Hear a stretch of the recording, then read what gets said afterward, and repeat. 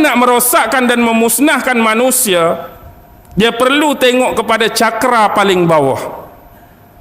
Cakra paling bawah yang kita perlu jaga ialah cakra bahagian kaki.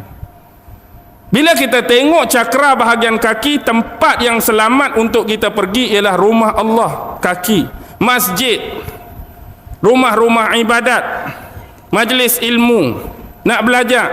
Tapi dia akan buat tempat-tempat yang kaki kita ni akan tersilap langkah.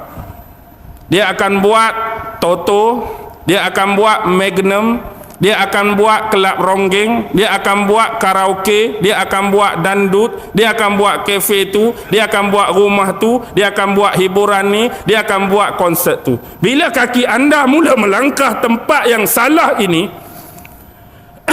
apa yang akan berlaku? Yang akan berlaku ialah cakra kaki anda akan pecah dengan sendiri.